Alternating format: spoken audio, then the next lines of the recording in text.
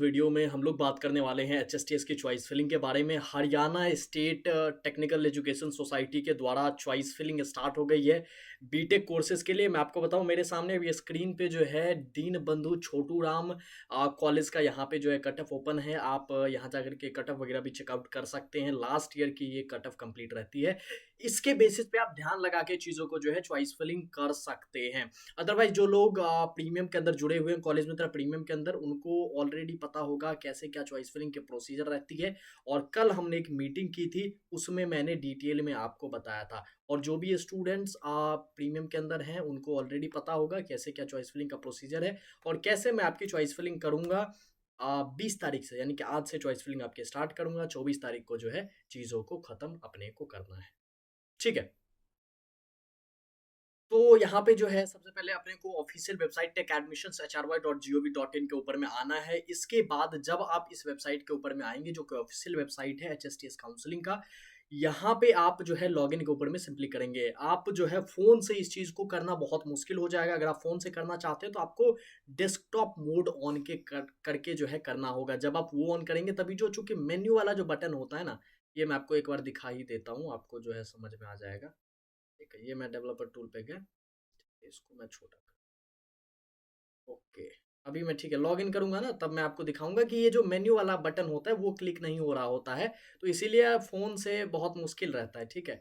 हालांकि जो लोग हैं जिनके पास बिल्कुल भी साधन नहीं है वो लोग कर सकते हैं, कोई इसमें दिक्कत वाली बात है नहीं।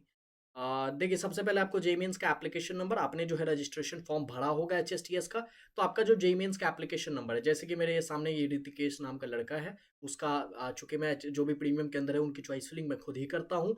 तो जो ऋतिकेश है उसकी जो एप्लीकेशन नंबर है 2403 10 50 76 67, इसको मैं यहाँ पे लिखता हूँ। 2403 10 50 76 67। ठीक है, ये हो गया। इसके बाद ऋतिकेश ने कोई पासवर्ड बनाया होगा जो फॉर्म भरने वक्त, उस पासवर्ड को मैं यहाँ पे एंटर करूंगा। पासवर्ड आपका जो है पासवर्ड, पासवर्ड डाल दिया मैंने। अब पासवर्ड जब मैंने डाल दिया उसके बाद यहाँ पे जो है कैप्चा कोड डाल देते हैं। कैप्चा कोड, इसको डालने के बाद जब आप लॉगिन करेंगे, ठीक है, तो आपको कुछ इस तरीके का दिखेगा। और यहीं पे सबसे बड़ी समस्या आती है, और यहीं पे लोग यहाँ पे जो है, मैं आपको एक बार शो ही कर देता हूँ, ठीक है, ताकि आपको कंफ्यूजन ना रहे। ये वाला जो बटन है, ये वाला दिख रहा है ना, ये क्लिक नहीं होता है, इसीलिए आप नहीं कर सकते। हालांकि जब आप इसको डेस्कटॉप मोड में करेंगे, क्रोम के अंदर एक यहाँ पे जो है 3 डॉट जो होता है उस पर क्लिक करके आप डेस्कटॉप मोड में ले जा सकते हैं और फिर आप जो है चीज़ों को एक्सेस कर सकते हैं। फिर आपको ऐसा कुछ दिखेगा।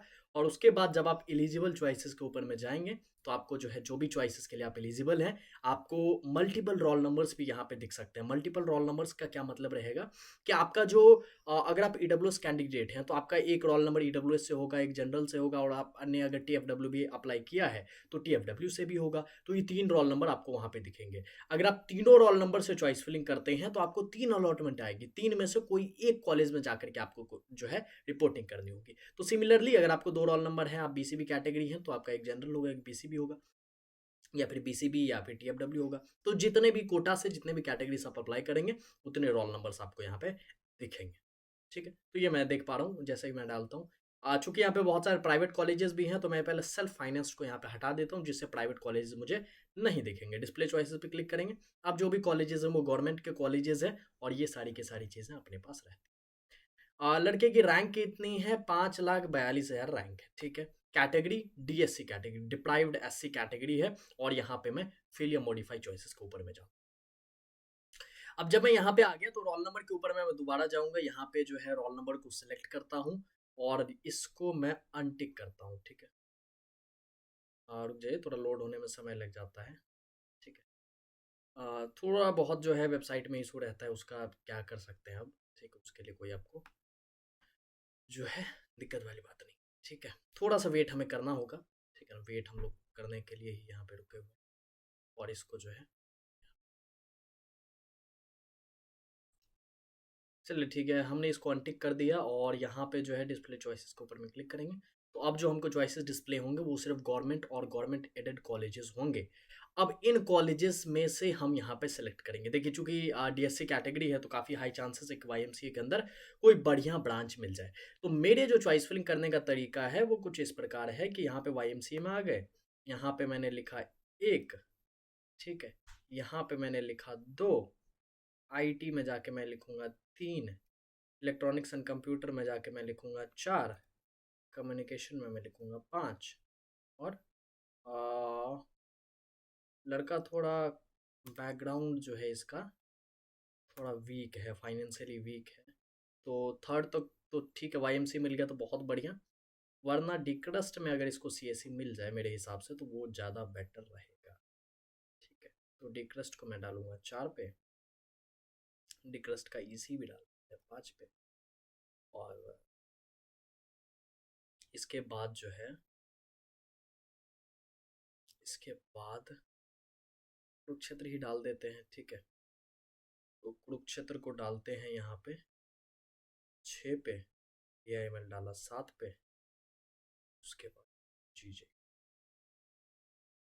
ठीक है, गुरु जम्बेश्वर के 8 पे, ये डाल दिया 9 पे, आईटी ब्रांच 10 पे, एआई डाटा साइंस, ठीक, ऐड मल्टीपल चॉइस पे क्लिक कर दिया। अब जितने भी मैंने यहाँ पे डाले वो सब के सब एक ही बार में यहाँ पे, तो मेरा ये चूंकि मुझे बहुत सारे बच्चों की चॉइस फिलिंग करनी होती है तो मैं कुछ इसी प्रकार से यहाँ पे करता हूँ। उसके बाद अगर आप सेव नहीं करेंगे तो ये जब आप दोबारा यहाँ पे आएंगे तो दोबारा से आपको करना पड़ेगा, तो आप सेव कर लीजिएगा। ठीक है, सेव चॉइसेस कर लिया, अब आपका सेव हो गया। ठीक है, अभी खैर लोडिंग ही ले रहा है तो ये सेव हो जाएगा। ठीक है, अब जब एक बार सेव हो गया उसके बाद आप लॉक करें ना करें कोई दिक्कत वाली बात नहीं। अगर आपने सेव करके छोड़ दिया ये चॉइस आपका काउंसलिंग के लिए कंसीडर हो जाएगा। 26 तारीख को जो अलॉटमेंट आएगा उसमें इन चॉइसेस को कंसीडर करके आपको अलॉटमेंट दिया जाएगा या फिर नहीं दिया जाएगा, आपकी रैंक के ऊपर में जो भी चीज़ें डिपेंड करती है। तो ये प्रॉपर चीज़ें रहती है, और ऐसे मैंने किया। अब इसको मैं पीडीएफ निकाल के जो है भेज दूंगा स्टूडेंट को, वो अपना वेरीफाई कर लेगा और उसके बाद उसको जो है चेंज करना हो, लॉक करना हो, जो भी करना हो वो मुझे बता देगा। ठीक, ये हो गया। इसको मैं करता हूँ प्रिंट, इसको करता हूँ सेव, ये सेकंड पेज पे आ गया होगा। ठीक, ऐसे अगर मैं इसको कंट्रोल पी करूँ फिर क्या, फिर भी वही आता है, मतलब इन्होंने कंट्रोल पी ही कर रखा है प्रिंट चॉइसेस के ऊपर। ठीक है, अब ऋतिकेश, ठीक है, हो गया सेव। अब मैं स्टूडेंट को जो है यहाँ पे सेंड कर दूँ। ठीक है, तो ये हो गया चॉइस फिलिंग प्रॉपर। तो ऐसे आप कर सकते हैं मेरे हिसाब से, इसमें तो किसी तरीके की समस्या नहीं। अब जो समस्या है वो क्या है, समस्या है वो ये है कि बहुत सारे स्टूडेंट्स जो है पूछ रहे हैं कि क्या सीट इंक्रीज हुई है, कहाँ सीट इंक्रीज हुई है, इस बात को बताइए। देखिए, वाईएमसीए के अंदर तो सीट ऐसा कुछ इंक्रीज हुआ नहीं है। गुरुग्राम के अंदर एक नई ब्रांच आई है कंप्यूटर साइंस एंड इंजीनियरिंग, वो भी 120 सीटों के साथ में। वाईएमसीए के अंदर एआई में सीट इंक्रीज हुई है, आपकी 60 सीट्स इंक्रीज हुई है।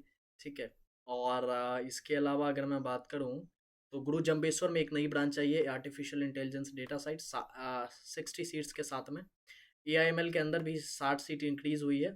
ठीक है, ये चूंकि देखिए ये आपका जो कैटेगरी है उस कैटेगरी के लिए सीट्स कितनी है वो दिखाता है। ठीक है, जो नंबर ऑफ टोटल सीट्स है वो आपको यहाँ पे नहीं दिखेगा। ठीक है, जम्बेश्वर के अंदर भी मैंने बता दिया। उसी तरीके से अगर मैं बात करूँ यहाँ पे कुरुक्षेत्र के अंदर, तो कुरुक्षेत्र में भी सीएससी में 60 सीट्स इंक्रीज हुई है, यहाँ पे आप देख सकते हैं। ठीक है, अगर मैं बात करूँ आपका एमडीयू रोहतक की, तो एमडीयू रोहतक में भी सीएससी में 60 सीट बढ़ी है। ठीक है, तो सीट्स जो है काफ़ी बढ़ी है। डिक्रस्ट में भी सीएससी में 60 सीट्स बढ़ी है। ठीक है, तो सीट्स काफ़ी इंक्रीज हुई है, इस बात को आप लोग समझिए। ये जो कहीं पे 43 कहीं पे 44 है ना, चूंकि डिक्रस्ट के अंदर एक सीट या 2 सीट रिजर्व होता है जो कि मुरथल के जो है लोकल एरिया के स्टूडेंट्स होते हैं उनके लिए भी रिजर्व होता है, तो वो अपना अपना अलग अलग क्राइटेरिया है, तो 1-2 सीट इधर उधर रहता है। ठीक है, तो बाकी यही पूरी की पूरी चॉइस फिलिंग की प्रोसेस रहती है, मैंने आपको कंप्लीट डिटेल में बताया। 25 तारीख तक आपको ये चॉइस फिलिंग की प्रक्रिया कंप्लीट करनी है। आप कॉलेज मित्रा प्रीमियम के साथ में जुड़ सकते हैं, और मैं कहूँगा कि 23 तारीख से पहले पहले जुड़ जाएं ताकि मुझे भी आसानी होगी चीज़ों को करने में, आपको भी आसानी होगी, और 26 को आपका सीट अलॉटमेंट आ जाएगा। थैंक यू वेरी मच इस वीडियो को देखने के लिए। अपने सभी दोस्तों के साथ इस वीडियो को शेयर करें और बताएं कि कैसे क्या चॉइस फिलिंग करनी होती है, और बड़ा ही आसान प्रोसेस है, इसको आप कर सकते हैं। और अगर कोई समस्या आ रही है तो कॉलेज मित्र आपके लिए